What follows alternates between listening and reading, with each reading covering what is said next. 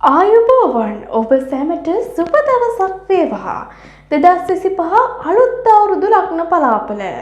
එළඹෙන 2025 අලුත් අවුරුදු දිනයේ සිට 2026 අප්‍රේල් 14 වෙනිදා දක්වා වසරක කාලයක් පුරා අභිනව සූර්ය වර්ෂයේ පවතින ග්‍රහ ගෝචර මෙන්ම ඔබ ගත කරන මහ දසාව අන්තර දසාව අනුව මේ වසරේ ඔබට කෙබඳු ආකාරයෙන් සුභ හා අසුභ ප්‍රතිඵල ඇතිවන්නේද?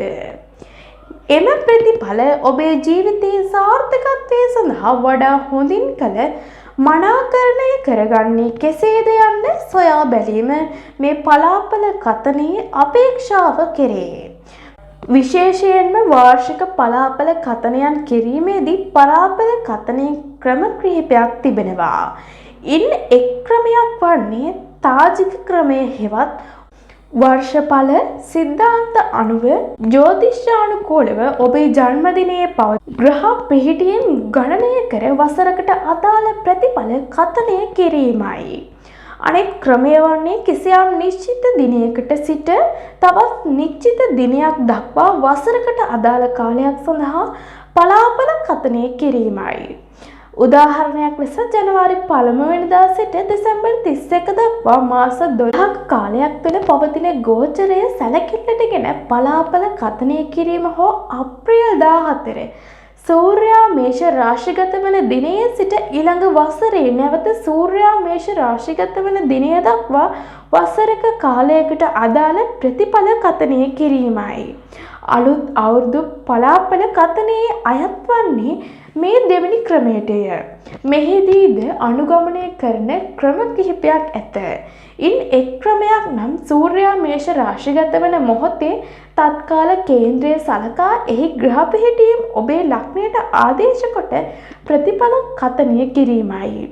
අනෙක් ක්‍රමය නම් වසර ඇතුළත පවතින ප්‍රධාන ග්‍රහගෝචර සැලකිල්ලටගෙන සෙනසුරු බ්‍රහස්පති රාහු කේතු යන ප්‍රධාන වශයෙන් දීර්ඝ ගමන් සහිත ග්‍රහයන්ගේ හැසිරීම සැලකිල්ලටගෙන පලාපල කතනය කිරීමය. 2025 වසරේ ඇති විශේෂත්වය වන්නේ එම දීර්ඝ ගමන සහිත සියලු ග්‍රහයන්ගේ මාරු සිදුවීමයි. සෙනසුරු මීන රාශිගත වීමත් ගුරු මිථුන රාශිගත වීමත් රාහු සහ කේතු කුම්භ සහ සිංහ රාශිගත වීම යන පිහිටීම් සැලකිල්ලටගෙන මේ නව වසරේ ඔබේ ලග්න පලාපල පිළිබඳ මෙතැන් සිට විමසමු. අපගේ YouTube channel subscribe කර නැත්නම් මේ දැන්ම subscribe කර bell icon එක ක්‍රියාත්මක කරන්න.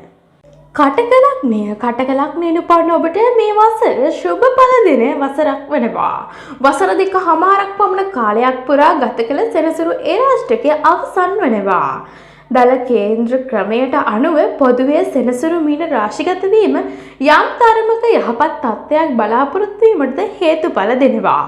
කෙසේ වුවත් ගුරු ග්‍රහයා 12 වෙනිදා පැමිණීම නිසා ඔබේ වියදම අධික විය හැකි වෙනවා.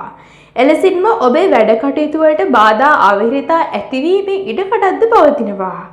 එහෙත් ශනි ගුරු 9 හා 12 භාවවල ගමන් කරන මේ වසරේ ඔබට විශේෂයෙන්ම විදේශගත වීම සාර්ථක වන වසරක් ලෙස සැලකනවා.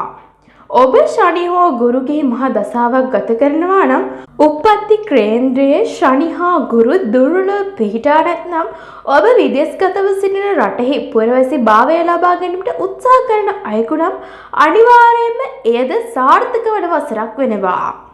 ආර්ථික වශයෙන් ගත් කල ඔබට අලුත් ආයෝජන වලට යොමු වෙනවා නම් ගුරු 12 වැන්නේ ගමන් කිරීම නිසා වංචනිකයන්ට රැවටීමේ ඉඩකඩක් පවතිනවා.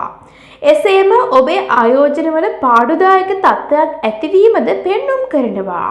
ඒ නිසා කෙටි ආයෝජනවලට කටක ලග්න හිමි ඔබ යොමු වන්නේ නම් පෞද්ගලික කේන්ද්‍රය පරීක්ෂා කරගෙන එම කටයුතු සිදු කිරීම යහපත් වෙනවා. මධ්‍යකාලීන හා දිගු කාලීන ආයෝජන සඳහා විශාල බලපෑමක්ද නැත. සෞඛ්‍ය සම්බන්ධයෙන් අක්මාවේ තෙල් තැන්පත් වීම, පිත්තාශයේ ගල් ඇතිවීම, ගෑස්ට්‍රයිටිස් වැනි රෝග තත්ත්වයේ ඇතිවීම පෙන්නුම් කරනවා. එසේම ඇස්, දත්, උගුරු සම්බන්ධ රෝග මෙන්ම ස්ථානගත රෝගත්, මලබද්ධ අර්ශ සහ මුත්‍රා දැවිල්ල වැනි රෝගයක් ඇතිවිය හැකි වෙනවා. අධ්‍යාපන කටයුතු කෙරෙහි යම් යම් බාධා තත්ත්ව ඇතිවිය හැකි මුත් ශනි ග්‍රහයා නවවැන්නට පැමිණීමෙන් විශේෂයෙන්ම උසස් අධ්‍යාපනයේ නිරත වන අයට බාධාකාරී තත්ත්වය ඇතිවීමේ ඉඩකඩ පවතිනවා. වැරදි sannivedana කටයුතු සහ ආවේගශීලී වචන භාවිතයේ හේතුවෙන් ආදරයේ හා විවාහ ජීවිතයේ යම් යම් ගැටලු ඇතිවීමට හැකි බැවින් කල්පනාකාරී වන්නේ. කටක ලග්නයෙන් උපන් ඔබට සුබ දිනයන් සඳුදා අඟහරුවාදා සහ බ්‍රහස්පතින්දා දිනයන් වේ. සුබ වර්ණය සුදු ක්‍රීම් රතු මිශ්‍ර වර්ණය වේ. සුබ අංකය ලෙස අංක 2 අංක 9 සහ අංක 3. සුබ අක්ෂය ලෙස IRDKT අක්ෂර. මෙවැනි වීඩියෝ නැරඹීම සඳහා අපගේ YouTube channel subscribe කර නැත්නම් මේ දැන්ම subscribe කර bell icon එක ක්‍රියාත්මක කරන්න. ඔබ සැමට සුබ දවසක් වේවා.